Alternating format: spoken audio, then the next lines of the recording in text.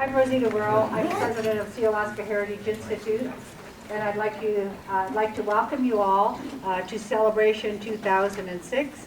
And we're very pleased to have a series of lectures. And opening our lecture series is a friend of Northwest Coast people, a friend of the Tlingit and Haida and Tsimshian people, and we are just absolutely just thrilled and honored that we were able to persuade Bill Holm to open this lecture series.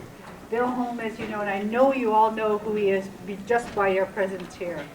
But I want to tell you that, and I want to say to Bill, that we will always be forever grateful for all of the work that he's done, for the scholarship that he's brought to Northwest Coast Art.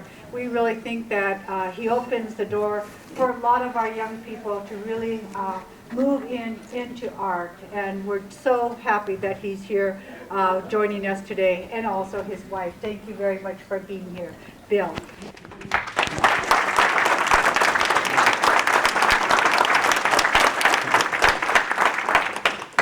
I hope when I'm done that you'll still believe what Rosita said. But I will tell you this, that I'm a slide junkie. I have over 30,000 slides of Northwest Coast objects. At least 10,000 of them would fit this lecture on Formline. I've pared it way down, but there's still too many. So I'm going to say to you that you should put your tray tables and your seat backs in the upright position.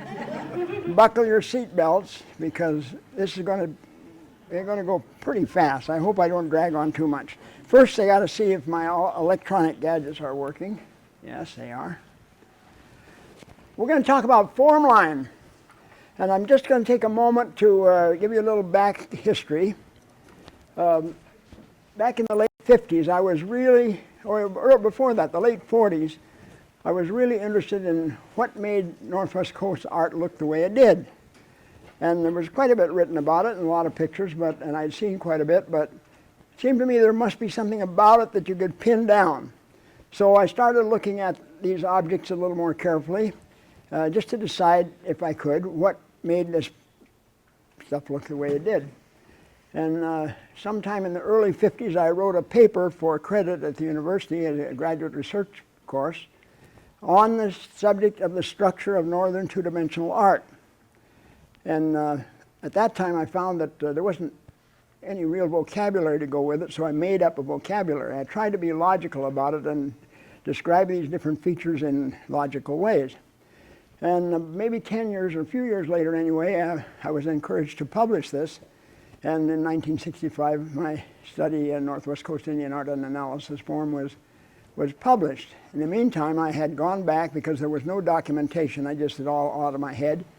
And I photographed and measured and examined over 400 objects, and put the features all on key sort cards, a primitive kind of computer, and tried to analyze the structure of the art. And as I said, I made up a lot of words, some of which are still in use, some of which have been discarded by the artists. I have reason to argue with them about that, and I may do that in the course of this. But one of the words I coined was Formline. And I think my claim to everlasting fame is that I invented the word Formline, because it's now the term that everybody uses for this kind of art. And this described a system of design in which there was a line-like figure that had width and shape that was used to form a kind of a grid over the whole decorated area to organize the design. And it turns out that there are a lot of rules that were followed over a long, long period of time. And so I'm going to try to explain some of them to you. Now, there's the microphone over here. yeah, but then I'm okay. All here without the microphone. Is this microphone live?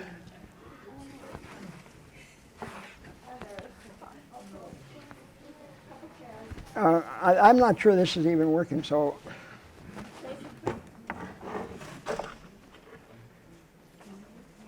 No switches available. I'm just going to talk loud, because otherwise we won't get through if I don't get going.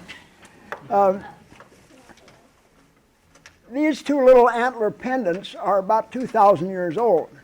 Now they're not really form lines, but if you look at them, if you're familiar with the system of form lines, you'll see some shapes in there that are not only decorative, but that they outline or define some other shapes.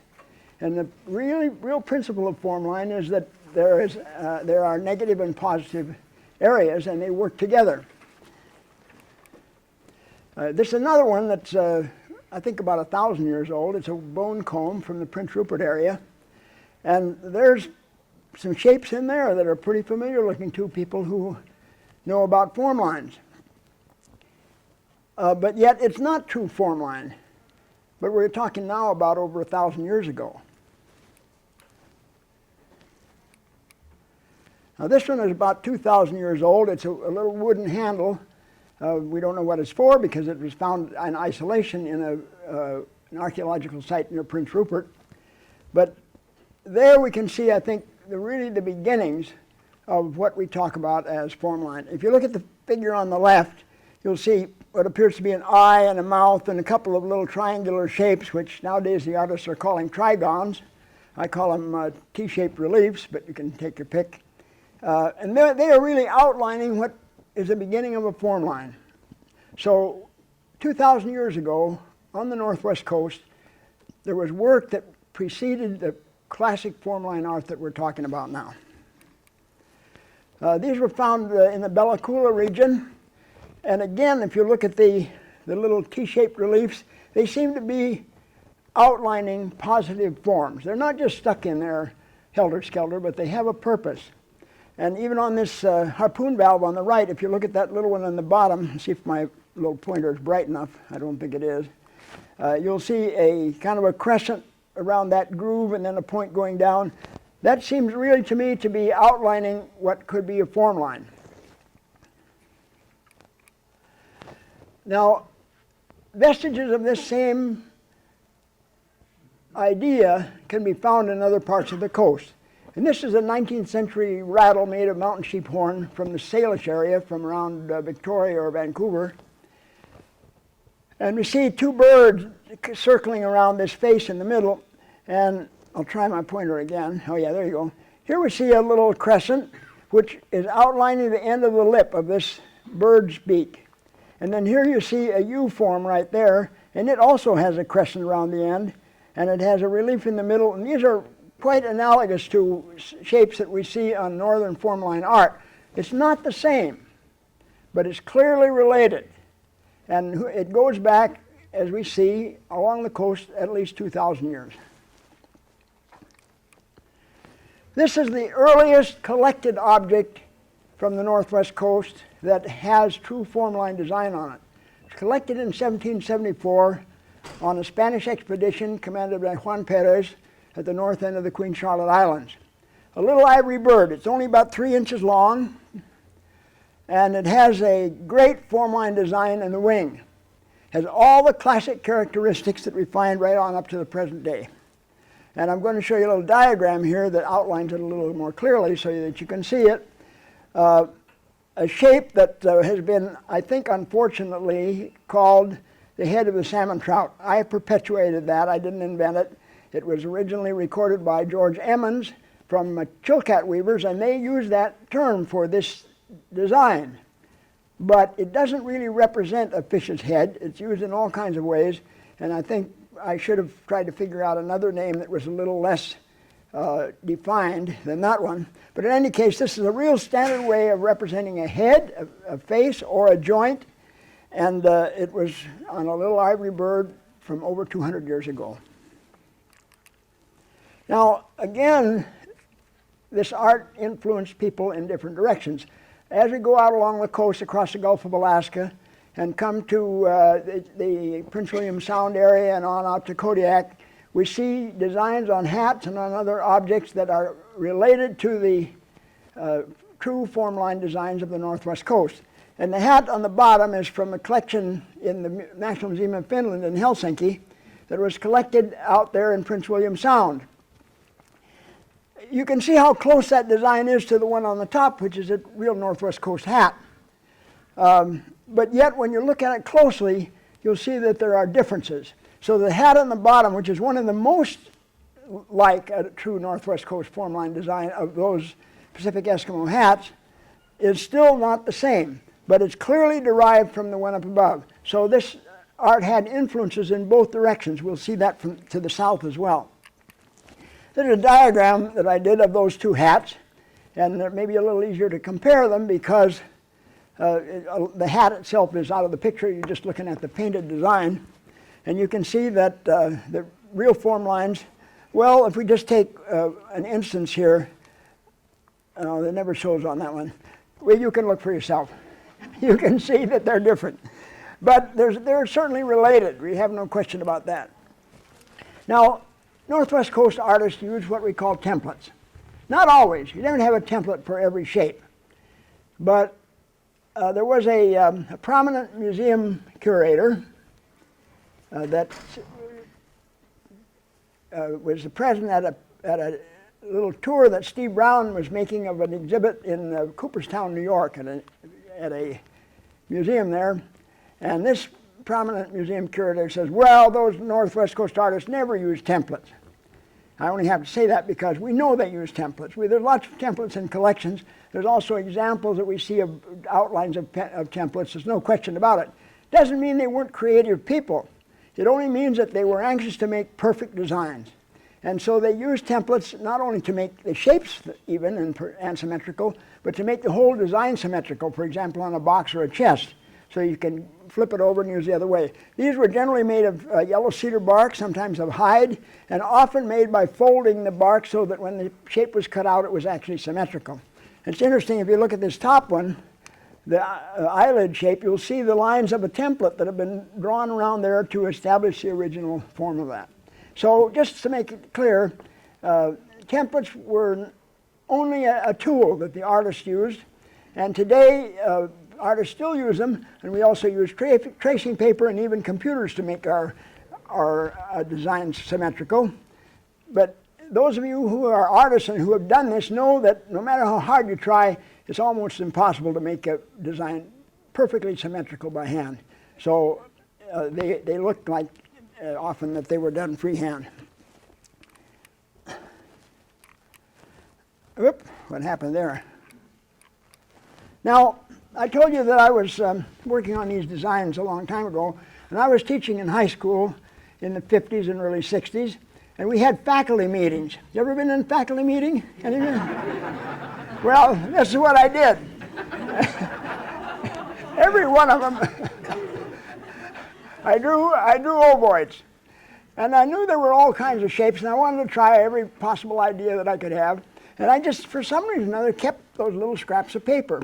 And so I found them later, and I thought, okay, so I pasted them all on sheets, and I photographed them, and here's the whole bunch, about 140 or 50 different ovoids, all done by hand in faculty meetings. And yet I didn't exhaust all the possibilities. There are some that I never, and these weren't intended to be like ones that I had seen necessarily. They were just, how can you divide up this space in an interesting way in a little ovoid? So anyway, that's just a kind of a fun thing. Now this is a box that I own, and it was one that I used as an illustration in my first book to illustrate the different junctures. And by junctures, I mean the places where form lines come together. Because we have a lot of typical shapes, like various kinds of ovoids, U-forms, split U's, and so on, and then different structures that are the way they're put together. And whenever these form lines come together, they're always a kind of a way of making them smoothly related. They'll come together on a corner, they'll come together on the middle of a form line, and always there's a way of making them run together smoothly. And if they come together like this, then they're relieved by, in this case, a T-shaped relief. That does two things. It lightens up that space, and it defines this ovoid. If you call it a trigon, it doesn't tell you anything. Maybe we should call it a trigon relief, and then I'd be satisfied. Anyway, I got another complaint. The modern artists are calling these fine lines. They don't like my term tertiary line. Well, let me just take a moment to explain. We have four classes of design, and then a couple of others that I'll throw in later. We have the primary form lines. They make the grid, and they hold everything together, and they represent the animal or creature. They're black usually. Then we have secondary form lines which fill in the spaces, complete some of the shapes. They're in the second color, which is ordinarily red. Then there's another bunch of shapes which are resultant shapes. They result from the combinations of form lines so that they're spaces. And they're not really negative. Well, that's not balanced. I'll hang on to it. They're not really negative shapes. They're resultant shapes. And they're usually outlined almost invariably on one or both sides with a very little thin, fine line. And so the modern artists want to call these fine lines. That's okay, they are fine lines, but they're also tertiary lines. And they represent the edges of the tertiary space, and almost like shadows, they will enrich this whole design. If you leave them out, it looks flat. If you put them in, it's got a richness almost as if it's in relief. And in fact, they represent the edges of hollowed out spaces. So I'm still going to go with tertiary lines which are themselves fine lines. Okay, that's the diagram in my book, and you see it's got them all of them named with their different names that I thought out for them. And well, that's enough of that. We've seen that one. Now, there's another little problem, and it's especially true of the real early pieces that have massive form lines. And that is that if we see a piece like this diagram from Franz Boas's book, Primitive Art, of a box in the American Museum of Natural History, or it's really a bowl, I'll tell you about that in a moment, it's very easy to mistake the massive form lines for the background. And that, in fact, is what Boas did when he described this. He said it's a beaver, the face indicated by disconnected eyes, mouth, and ears. Now, of course, they're not disconnected. They are connected by that wonderful grid, the form line. And if we see it as the background, then they're disconnected, sure enough. But this is the front of the bowl. It's a very early one. And these form lines are massive. But they are not the background. They are the real, true, positive form line. Positive form line grid that holds everything together. They're the foreground. And everything else here is secondary to them. Now, inner ovoids are part of the primary form line system, but all these other little designs are secondary or tertiary. Now, that leads me to another little thing, and that I call the donut principle. Now, when I was at the University of Washington as a student, on the avenue there was a donut shop. And there was a mural on the wall of a medieval herald, and he was holding a donut up like this. And the little inscription there in Old English letters said, "As you travel through life, brother, no matter what your goal, keep your eye upon the donut and not upon the hole." And that's the principle, guiding principle about form lines. You have to keep your eye on the donut, that is the form line, and not upon the hole, which is the ground and tertiary space. And so when Boas apparently interviewed a Haida artist about this mask, and it was published in John Swanton's Contributions to the Ethnology of the Haida. And he described this mask as, according to the native informant, as representing the cumulus clouds, and then he wrote, "the clouds indicated by the white triangular forms." Now, the white triangular forms are not the clouds, they're the space between the clouds. And if you see the big blue lobes as the clouds, then it makes sense as a representation of the cumulus clouds. But the white triangles don't look like cumulus clouds. This is all part of that same donut principle. Keep your eye on the donut, that is the blue lobes here, and not on the hole. Now, this is a very, very early chest. It is very similar to one that has been pretty solidly dated as 600 years before present. And it's my feeling that this chest may very well have been made by the same artist, so this may be 600 years old as well.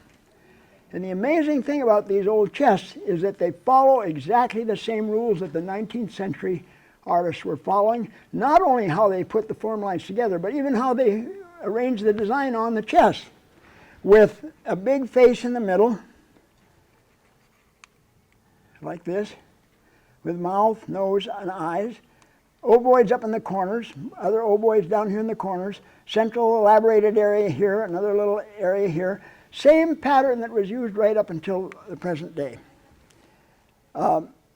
Here's another little chest, probably not as old, but again following pretty many of those same rules with the exception that it doesn't have those big corner ovoids.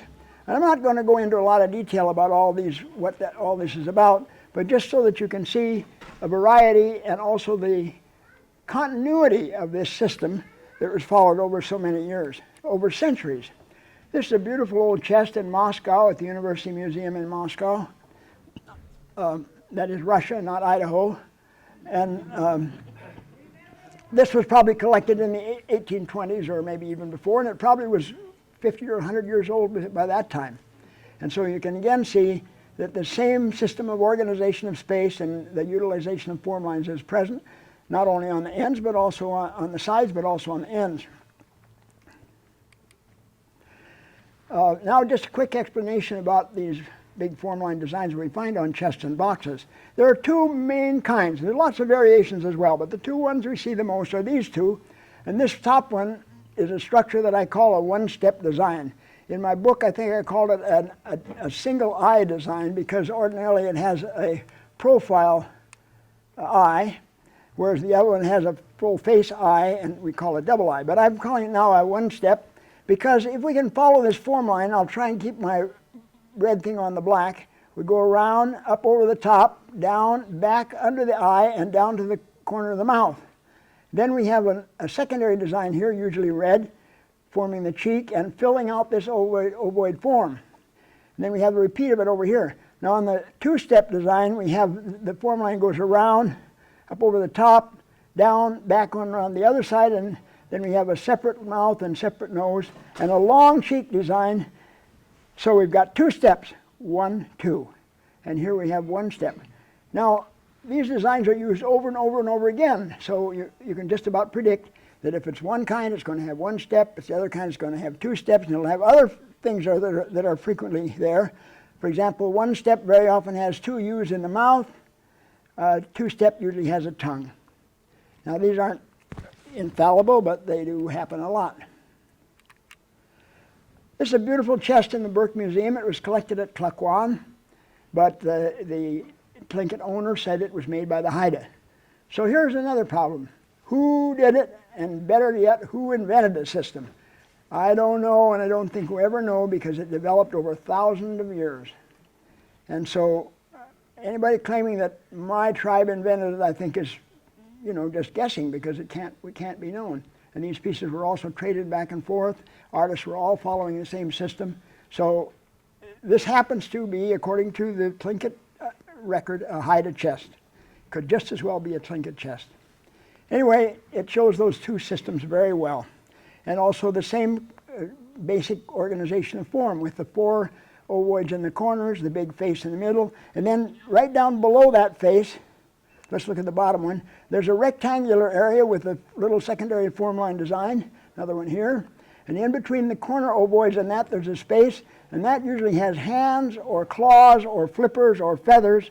So I think that this is the body, these are the appendages, this is the face, and then these may be profiles of the body, and these are all joints of the legs or hips. Well, we don't know that for sure. And also, I'm also wondering whether or not this is all one animal, and that this is the front head of the animal, and this is actually the hind end of the animal. And I'll talk about that in a moment. This is the end of that chest, and very often chests and boxes have designs that are quite different from the front and back. Very often they're sort of fragmentary designs, just little tracings and not a whole complete design, or sometimes they're ones that stretch from one corner up over to the other. Sometimes people have characterized this art as being horror vacui, or avoidance of empty spaces. Some of it is, but some of it is not, and just like here we see space here and here. Here's a really beautiful chest, more elaborate than any other that I know of. Same general basic configuration, but one thing I want to point out here that it's a little easier to see these two sides of the head as being profiles. If we divide that right in half, we have a pretty good profile of a grizzly bear's head with the big canine teeth here. There's the nostrils and the snout, the eye, the ear. So then we can see it as two profiles pretty well here. And then lots of opercula in this one, which gives it a lot of richness that most chests don't have. Other than that, it follows the rules. Now here's a chest that's interesting from another point of view. It's not the same design. It has a typical one-step structured head, It has a typical body space right here, has ears apparently up here, but it doesn't have the ovoid forms in the corners. But it does have something that's important.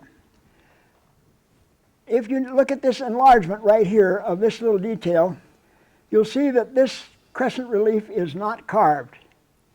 But this one is over here on the left side. And most everything else is carved. Now why was it left out? It was left out for one reason. It was painted before it was carved. When this thing is painted, the contrast between the red and the black and the neutral colored background is very strong. And it's very easy to miss a spot. I can tell you that from personal experience. You've got all these little places you're carving away, and you forget one, or two, or three. And we have a lot of evidence for this. And there are a few little other clues that give us the notion that most of these painted and carved objects were painted first and then carved. And it also gives you the opportunity of keeping your colors straight, because if you carve first, you will come to a place where you don't know whether it should be red or black because it doesn't fit the system. Paint first. Now, we'll take another look at that chest right up here, up in this upper part right here. This artist, maybe he was just careless, I don't know, but he forgot to carve this place. He carved the outline, but he didn't hollow it out. And here he didn't even carve the outline. He just left it painted. So he really missed several places. But also, notice this scribe line right down the middle, because he wanted the two sides to be the same. So he actually divided the space in two before he started the painting. Now this is a chest that follows all those rules exactly as I mentioned, and it was made at Bella Bella. Now down at Bella Bella, the Hessian people were the southernmost of those who used the Formline system in its complete form. Beyond that, their art was similar. It's clearly Northwest Coast, but it doesn't follow these same rules. People one time asked me, why don't you do a book like that about the Kwakwaka'wakw, or Kwakiutl as we used to call it, art? I said, forget it. There just isn't that many rules. It's up to the individual. There's so many individual characteristics that you could not make a book that described the rules. But here, we can go back 600 years and follow the same rules up to the present day. This is another beautiful Bella Bella piece. It was commissioned in the 1880s by the German, or he actually was a Norwegian working for the German Museum, Adrian Jakobsen, of the best artist in Bella Bella, because he was unable to buy a settee like this that he wanted, and so he commissioned the artist there to do it. He didn't tell us who he was, though. He just said he was the best artist in Bella Bella. We would love to know who this artist was. But anyway, again, you can see it follows the rules, but it's different. Basically, it's thinner, more attenuated lines, or some other characteristics too, for the late 19th century at least, for Bella Bella. Now, this is pretty different too, but if you start following these form lines around,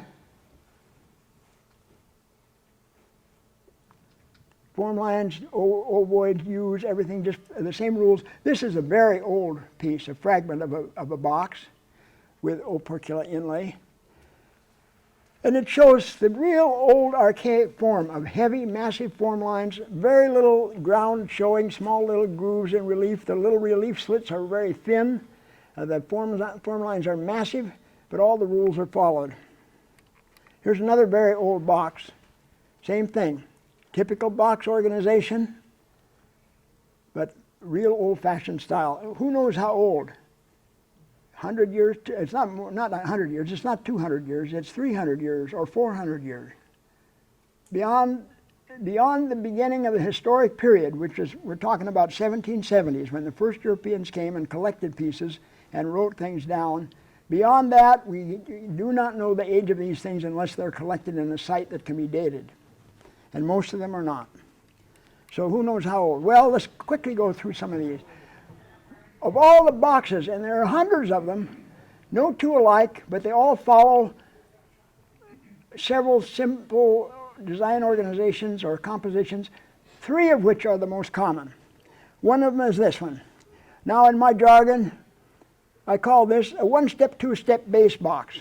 One-step, two-step referring to the one-step, two-step, and the base meaning it has base ovoids. And boxes typically like that with a head at the top, a body in the middle, appendages on the sides, ovoids in the bottom corners, and the one-step structure usually has 2 U's at the top, and the 2-step usually has ovoids and U's combined. Here's a typical box of that kind. And there are many, many of them. This is more elaborate than some. An end of that box, or this end sides, has a real wild, interesting, asymmetrical design of birds. Some of them just have simple ovoids. Some of them have elaborate designs, but the ends of the boxes are almost always different from the front and back. Now here's another very common arrangement.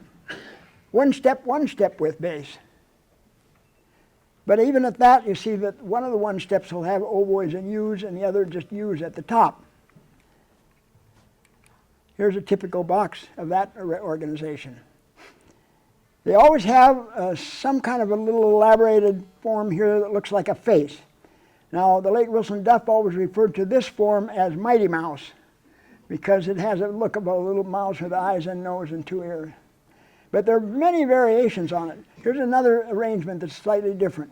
And then they have, this looks like flippers or wing feathers on the side, so we're maybe going to have to interpret this as a bird or perhaps a sea mammal. They're so abstract that Wilson's idea was that the artist made them that way so that the chief who bought the box could call it anything he wanted. And it may be true. And then here's the third common one, and that is, of course, you see, 1-step, 2-step without base. There's no base ovoids. That generally influences the design to be more open because you've got less stuff to put in there, so they're often thinner form lines and wider spaces. And here's a typical example. This is a Bella Bella box. I think there was a factory in the Haida country that made boxes for everybody because they're found all over the coast. But they have a lot of characteristics. That is, for example, very thin form lines, inner ovoids, often small round ones, very high out of non-concentric ovoids. They often have what we call single hatching, that is thin lines going down in one direction, and almost always from upper right to lower left. Why do you suppose that is? I think it's because a right-handed artist and painting the box right side up is going to do that. He's going to paint from upper right to lower left. But again, you see here a real typical arrangement with the 2 U's at the top of the 1-step structure, ovoids and U's at the top of the 2-step, 2 U's in the mouth of the 1-step, mouth and tongue in the mouth of the 2-step. And those are really common all over the coast, over and over and over and over again. And there are exceptions, but that's a rule. Now here's a beautiful little box in the Field Museum in Chicago, and the startling thing about it is that it has what we call a primary color shift. We got a typical black form line head and an atypical red form line body. And everything down here is reversed, black design in the body. Everything up here except up at the top is reversed, partly reversed and partly not. Now this person did that all on purpose. It wasn't that he didn't know the rules. This guy was an expert painter, but he just had new ideas. And that's happened all along. And yet within that very strong, established system, he kept that system going, but he introduced little individual differences. And we can tell the difference between one artist and another. Here's just some examples of those body designs, different ones. They vary in their proportions, in their detail, in the thickness of the ovoids. This is like a typical Bella Bella one here on the lower left. It's got the little small inner ovoids way up high in the tertiary space. So anyway, there's a lot of variation in those things. Now, there's another box arrangement, and that's what I call corner-oriented. That is, the design is symmetrically arranged on the corner. And so we'll have 2 symmetrical designs on the whole box, each one occupying 2 sides. Otherwise, they follow the same rules. And in fact, if you could take an ordinary corner-oriented box and break it apart, heaven forbid, and lay it out flat, you would find it look like a chest design, because the proportions would approximate that of a long chest. Now, we look at it here at a very old one. The color's all gone, so it's all sort of black or dark brown. You can see a little bit of the black paint on it. But you can see those massive, compact form lines. And the narrow little, whoop, boy, things are going fast here. Let's see if we can back up here. Narrow little relief slits, like here and here. Not much tertiary space, is very small. The ground, which is the unoccupied parts, is very small. But the rest of the organization follows, just like the later ones. Here's another real early one. This is a corner-oriented box as well. If we spread this one out, it would look just like an old chest, with the body here in the middle and the arm here and the corner ovoid here and what I think of as a side of the body here and the two-step structure here. Everything according to the rules, but oriented on the corner. Here's another one, more abstract. I don't know how to interpret this one, but it's very early. And again, you can see how it would be easy to mistake the broad form lines for background here. But that's a beautiful one, and it shows some other interesting features like this slightly peaked ovoid here, like that. That's an old style, and pretty sharp corners, you might say, on the ovoids. So those are all old characteristics. Massive form lines, angular U-forms and ovoids, thin little reliefs, sometimes this angled top. Those are all early forms. Now, by contrast, here's a Bella Bella box. It's not a corner-oriented box, but it shows the profile sort of design with the very thin form lines, the single hatching, as you can see here and here. And that's a late, probably 1870s or 80s box. Now, there's another kind of container that we often call a box. I think of it as a bowl. And I call it a bowl if it has an undulating rim, high on the ends and low on the sides. Maybe a food box would be a better term, I don't know, but it's different from boxes in a number of ways. Now this one's particularly interesting to me because it's the only one I've ever seen that has a design like this on the end, which is clearly a representation of a headdress frontlet.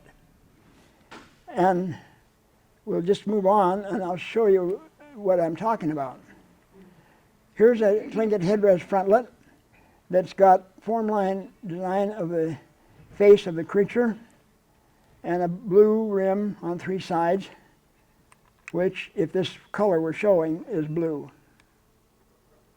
So that's a pretty interesting one, and a variation. This is the bottom of that box. Now, every once in a while we come upon a bowl or a box drum or something that has a painting on the inside, on the sides, or on the bottom.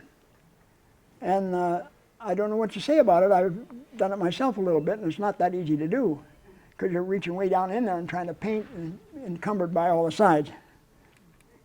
Now, this bowl, a very elaborately carved one, probably was once painted, but very often bowls, because they have oil in them, the oil will penetrate the wood and it causes the paint to slough off.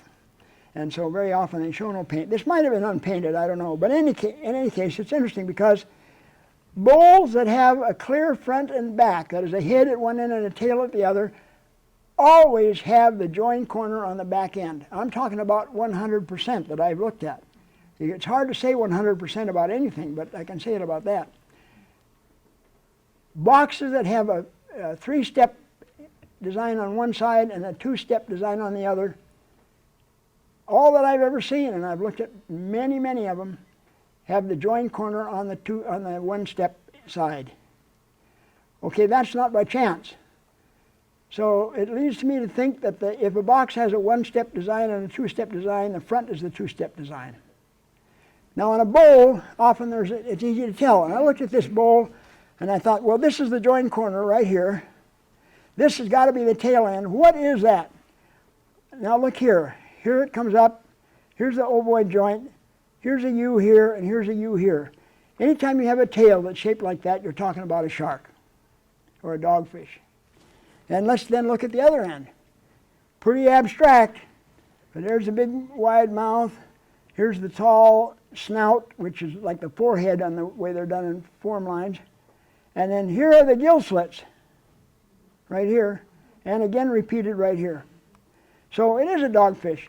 It's highly abstracted, but just a few clues can help us to find out what it is. And the first clue for me was that tail. This is a baleen bowl. There are very few. I know of only about 3 or 4. This is a real old one. It's got great early formline shapes, including the pointed top on the ovoid. That's the top, by the way, even though that's the bottom as it appears here. And then this little inner ovoid has got an eye and a snout that goes out and turns and runs back like that. Here's a beautiful chest in the Field Museum. Looks like it's made out of silver or pewter, but that's just wood in the reflection of the light. And if we look up here, right here, or down here, we see the peak form line and the ovoid and the snout coming back. And if we look around at all the different shapes, the way he handles these various shapes, we're talking about the same artist.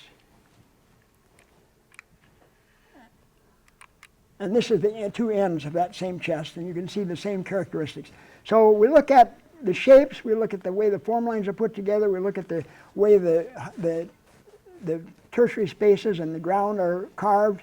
All these things give us clues as to who it is. We might not know his name. Sometimes we'll make up a name, as I'll point out here in a moment. Okay, right away you're going to say Bella Bella, and you're right, because it shows that late 19th century or mid 19th century Bella Bella style, or Hilsak, as the people would like to say use today. Nice old bowl, and some of them are real bulgy like this. Bent bowl with big form lines and a very distinctive style. There's another one, uncarved, just painted. And this shows a form where the design goes all the way around in one direction instead of having it front and the back. Many of them are carved in relief or full relief, sculpture relief. This is a little bowl in the Burke Museum of a whale. And you can see the whale's head with his blowhole right here. There's the opening of the blowhole. And he's got a little diagonal stripe over the snout that you see in Tlingit representations of a killer whale. Pectoral fins here. Maybe that's the dorsal fin. It's hard to know. Maybe that's the dorsal fin. And the back of it has the tail quite clearly shown. So in this one we know which is the front and the back, and the joined corners in the back. This is not really a bowl. This is kind of a water bucket, a Bella Bella example with the dipper. Just like to show you another kind of a vessel. Another bowl is a square bowl. These are essentially square, carved out of wood. They have a symmetrical design on each end. There are lots of them. Almost always, if they have a black primary form line, they have red inner ovoids, which is opposite the usual rule. But the really interesting thing about these, to me, is the universal use of this very strange corner design. On all four corners on the sides, there's a series of vertical lines. There's a little tick marks along the corner. There's an angled shape up there. Over and over and over and over again, hundreds of these all have it. Whether they're all carved or just painted, they have it. Here's a very fancy one. It has these corner designs, but it also has form lines beautifully done in the middle and the ends in a typical form. And it's my theory that this is what we call a skeuomorph. That is, it's a design that is derived from a once functional or structural detail. So I believe these bowls, this form of bowl came from the interior, where bowls of this kind, this is an interior bowl made out of birch bark, are pleated on the corners in order to make a completely waterproof vessel. And that makes an overlap here in the corners, right here, but it also makes some interesting shapes on the inside, like if this rim is sewn around here. And as you'll see in some other bowls, this is a high-end bowl, I call it. It has little grooves, or rather ridges, here, and on the inside that exactly match where those seams were on the birch bark bowl. Some high-end bowls actually have a space here in the middle that has little line marks like this that look like the texture of birch bark. So I believe that the high-end bowl and some of these features of the bowls were actually derived from a birch bark bowl that came down the Stikine or the Skeena or the Nass River from the interior and influenced the bowls of the coast. Here's a real nice bulgy one, real old one, massive form lines. Here's another one that has a sculptured form. Notice it's really a form line design, but the beak is brought out in sculptured form. This is a sheephorn bowl. It has the same general shape as a wooden one. And it's got the grooves, or rather ridges here on the inside, which are typical of these bowls. Seal bowls, lots of them. One of the things that I notice a lot of contemporary artists do with bowls is they make them too narrow if they want to make them look like old bowls. These seal bowls are almost round, except for the projection of the head and the flippers. And most bowls are real broad. And so if you're going to carve a bowl, don't make it too narrow. Make it nice and round. It's more luscious that way. Oh boy, that's a bowl. Don't know what to say about it except form lines all over the place. Look at the head of this bird. There's a form line. And this gorgeous stuff. I should just leave this on for the rest of the time. Where's that bowl now? It's in the McCord Museum in Montreal. It was collected by Dawson, George Dawson, in the 1870s, Queen Charlotte Island. This one was collected in 1787 by George Dixon, a British fur trader. A little man on his stomach with his arms coming along here and his feet drawn up here, and look at that nice stuff there. Big, massive, angular form lines, beautifully executed. That's in the British Museum. You may have seen pictures of this box. It's been published a number of times. It was featured in the Arts of the Raven show that Wilson Duff and Bill Reed and I curated back in whenever it was, way back. It's a wonderful piece, and it has a black corner on each side. And that corner I call ultra-primary, meaning that it comes before primary. It divides the space for the rest of the design. Now in this case, they painted the true primary right on over it. But I call that ultra-primary. And I want to show you a few more examples. This is a bowl also. If it has an undulating rim, I'm going to call it a bowl, even though it's tall like a box. It's got a red stripe runs right around the whole business, dividing it into two parts. And then each of the corners have a form line running down like this, and then across. So, that one goes across, this one doesn't.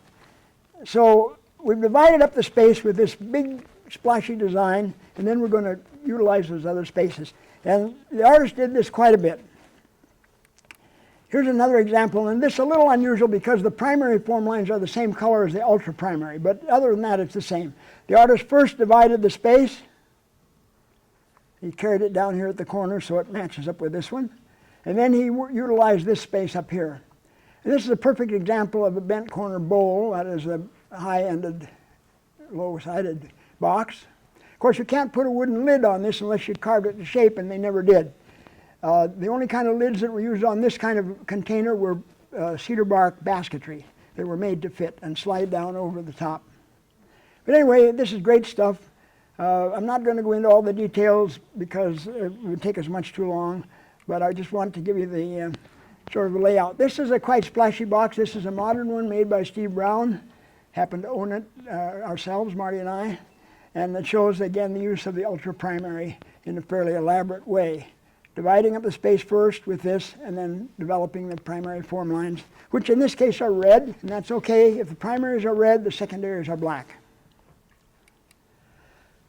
Here's a couple of nice once bowls and now boxes because the upper end has been leveled off, maybe through damage or just because they wanted to make a box with a lid, and we know that because the designs don't quite fit at the top. They should follow that undulating form. So both these were once bowls, and both were what I would call ultra-primary. Here's an ultimate ultra-primary painting, two sides of a box or chest. And you can now see that the big black thing here is not really the background. It's ultra-primary. A big form line U, massive black one, and then elaborated in here. And the same here. Great, great, wonderful examples. And those probably date back, well, several hundred years. I don't know how far. Canoe model, ultra-primary. A paddle, lots and lots of paddles were painted with ultra-primary designs. This is a good one, where the red ultra-primary comes like this, and then the black primary, all black now here, and the only secondary parts are crosshatched. Here's another paddle. This one is a Bella Bella one, and it's interesting because it has black ultraprimary and black primary. Lots of paddles like that. It's a quite typical way of painting a paddle. And now, as long as we're in paddles, we'll look at canoes. This is a canoe model. This was collected in 1791 on the Spanish expedition at Yakutat. A real old style of paint on the old head canoe with its bluff bow and its long tapering stern. Now here's a later one, and a much bigger and more elaborate one. And interestingly, this canoe model has different design on each side. It has a very unusual ultra-primary section here, which is actually big, massive primary formline. Real elaborate, and all the same rules as we've been looking at all along the way. This is another early model of a so-called war canoe with a high, broad bow. It has big, I guess we'll have to call these ultra-primary, I don't know, designs here, and then the massive black ones there. And this is also that kind of model. I think the Tlingit name is Gugtagaginyak, and the Kwakiutl people call it Manka. Anyway, it was an old-fashioned war canoe with the beautiful formline painting, and I suppose we're going to call this ultra-primary. And a more traditional 19th century canoe model, again with the same arrangement, black hull, and then form lines here. Now, this model, beautifully painted, is the work of a man we call the master of the Chicago Settee. We're trying desperately to figure out what his name was. We have a couple of clues, and I hope someday we'll know. But he has a very distinctive style. He was a wonderful painter. He was painting in the end of the 19th century, early 20th century, Queen Charlotte Island man. But who he was yet, we just haven't quite figured out. But we sure do know his work. And in fact, we know it so well, we're familiarly call him the Chicago Settee guy. This is a paddle that he painted, probably made for sale. They don't find carved paddles for use. You can't carve a paddle and use it. It will break every time. You have to paint. If a paddle is carved, it's made for sale. Let's put it that way. Very typical work of this guy, and I'll point out some of the features as we go along. This is part of a large double coffin, a chest front, I guess you might call it, of a typical carving and painting by this man, the master of the Chicago Settee. And we could go around here and look at each part and say, this is him, this is him, this is him, this is him, this is him. Every part there is just like a signature. I'll just mention a couple. Very tapered legs on the U, often with a long tapered ovoid in the top of the U. Very tapered solid secondary U's, and consequently very tapered tertiary space, very wide in here. That's just a signature right there. And even the shape of this ovoid, the shape of these eyes, the asymmetrical eyelid, short in the front and long in the back. And this claw is, again, a signature. This is the piece that gives him his name, the Chicago Settee. The great settee in the Field Museum in Chicago, collected by Charles Newcomb, and it illustrates every feature of it illustrates this person's style. For example, there's a very elaborate cheek design here, a complex of form lines. This claw and the other points that I mentioned. This is a close-up of that one. And always wonderful workmanship. And these hands, that's real typical. A little round ovoid, very thick here, and little rounded fingers and a thumb. This is a beautiful Argillite chest by the same artist. This is the end of it, and this is the back of it. Every feature like a signature. Here's a beautiful sheep horn ladle with all Chicago Settee guy features. Now this house front, you'd say, wait a minute, can that be? Look at those long, narrow form lines and all. But remember, this is 40 feet across, and you probably hadn't have that much paint. But anyway, he did the same thing here, I did the same thing here, and if we look at this head, that's Chicago Settee, that's Chicago Settee, that cheek is Chicago Settee. So we know he did it. Now, here's 4 different artists. They didn't actually draw these, I drew them in the style of each one. Chicago Settee on the left, then Tom Price, and then John Robson, and then Charles Edenshaw. All contemporaries of one another, the late 19th century. All carving the same kinds of shapes and figures, but with their signature styles.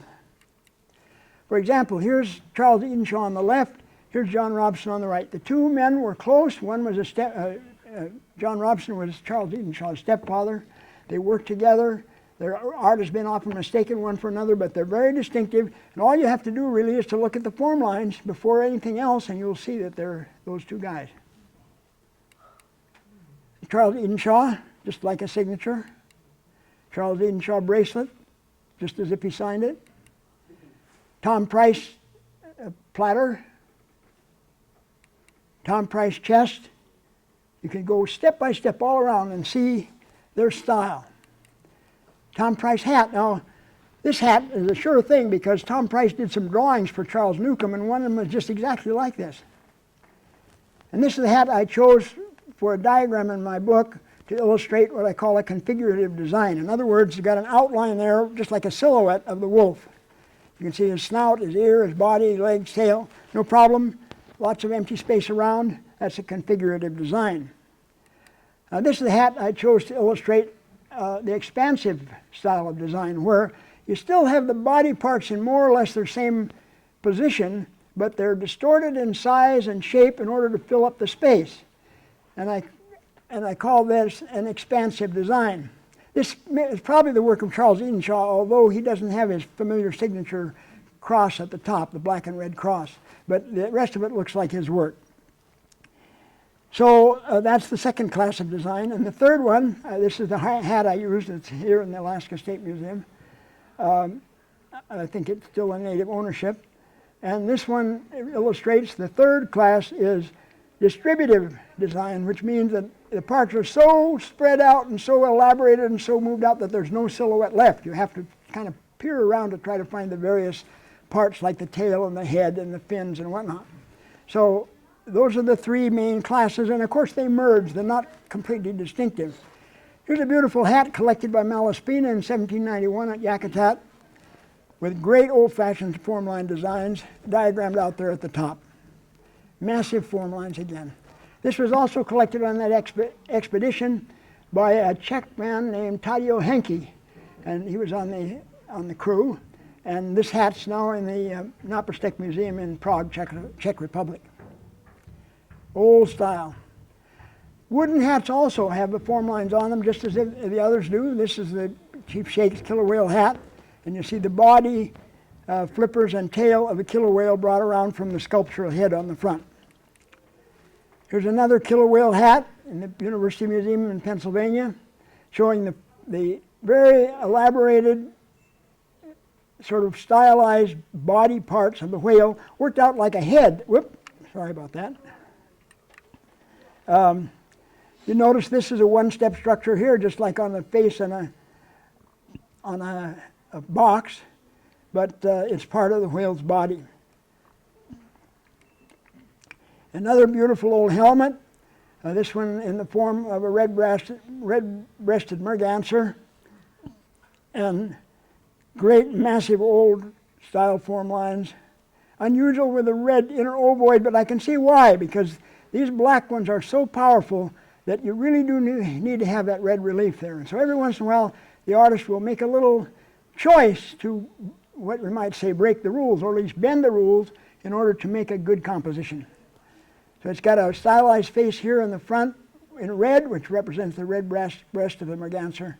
And of course the teeth, opercula, like the serrated beak, and then the shaggy crest at the top. Beautiful old-fashioned thing with great massive form lines. A helmet in the museum in St. Petersburg, Russia, collected probably in the early 19th century, first few years of the 19th century. And the face guard. And notice the corona over the top of the head is the same general configuration of that other one. And then the face guard with the massive old angular form lines. A couple of more face guards also. Top one is in, I think the top one's in St. Petersburg and the bottom one is in the Smithsonian.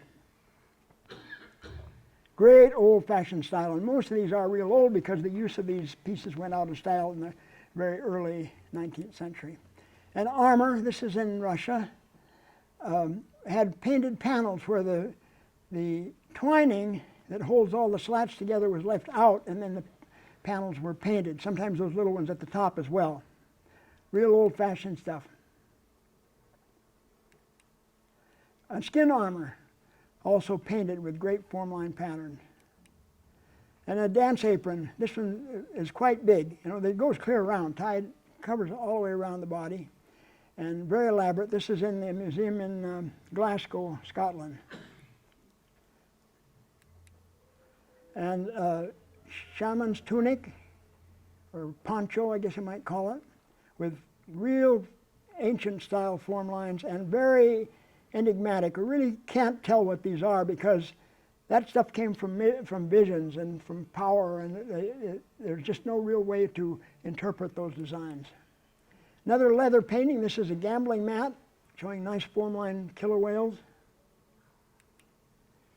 Formlines also in applique. This is a shirt in the Burke Museum, collected by Swan in 1890 or so, and from the Queen Charlotte's.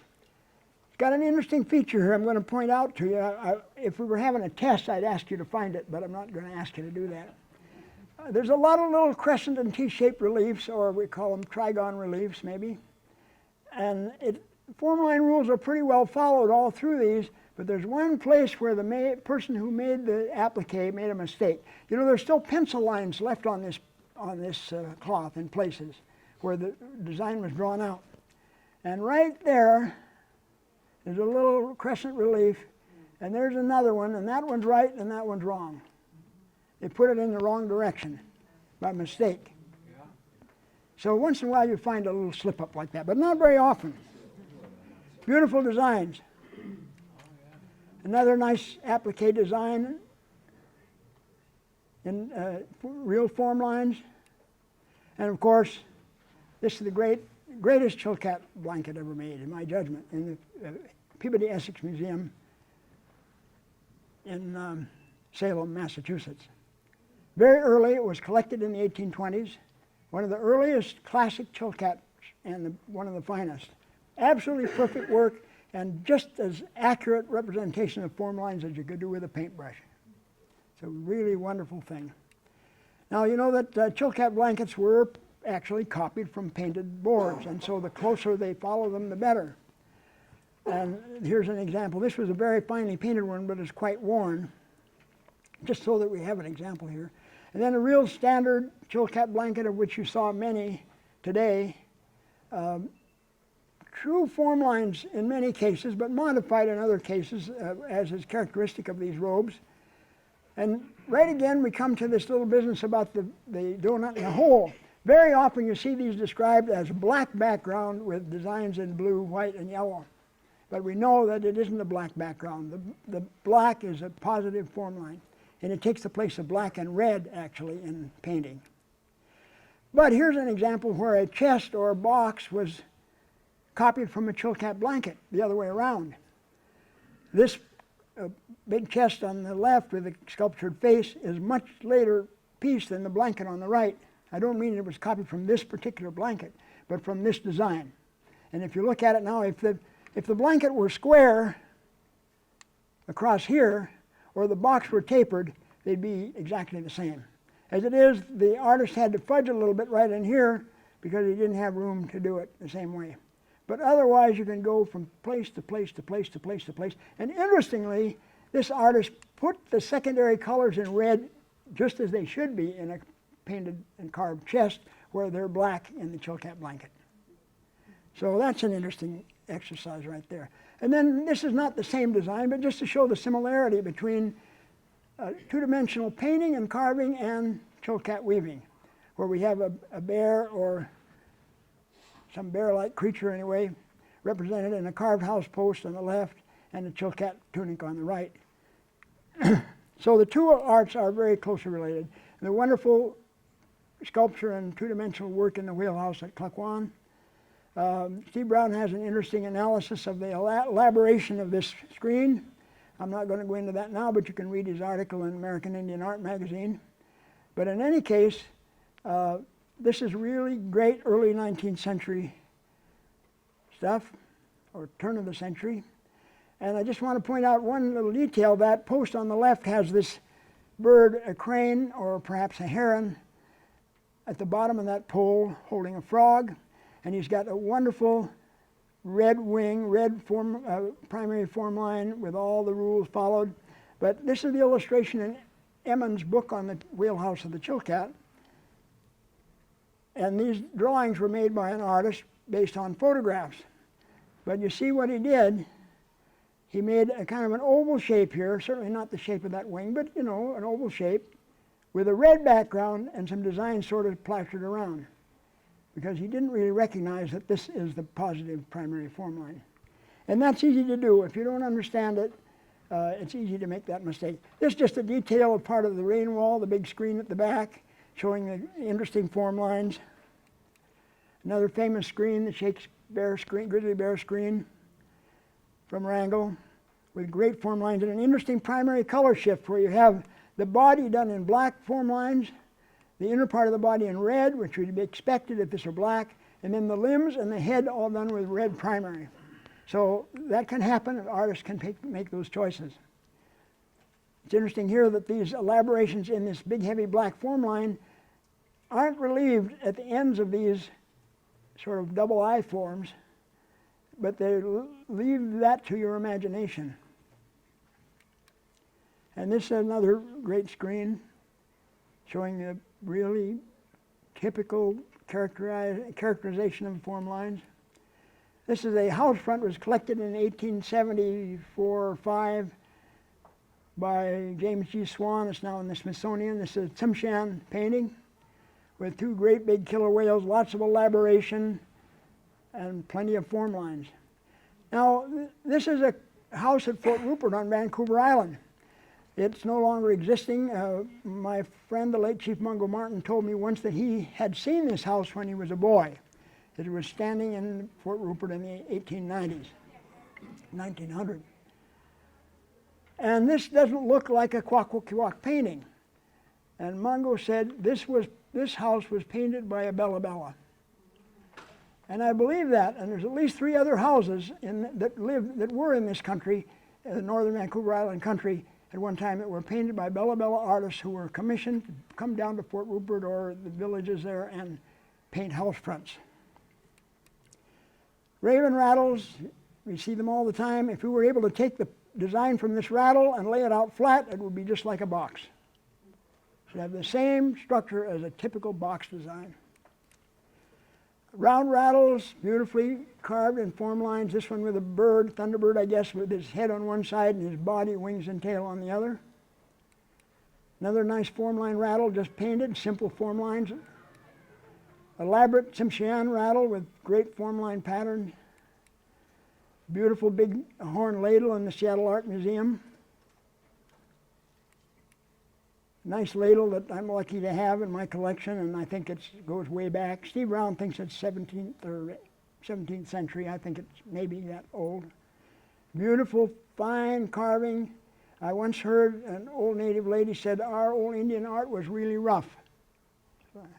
She wasn't looking at that old Indian art. Or that. Remember, these horn spoons are only less than an inch across. Look at the form lines. Here and here, and all the other detail. Or this little ivory amulet. Or these Argillite pipes made by a man we call Long Fingers. It's the only name we know for him because of the long fingers that he had. Very distinctive style. We can recognize him right away. Or this little pipe made from a piece of a gun stock. And great form lines here. Tiny little pipe. And this pipe, maybe one of my great favorites, with the whale, whoop, sorry about that, pressed the wrong button. whale with his flippers, his tail coming up here, human face in the tail, his tongue sticking out, held by this humanoid raven. And look at those beautiful ovoids and U forms. That's it.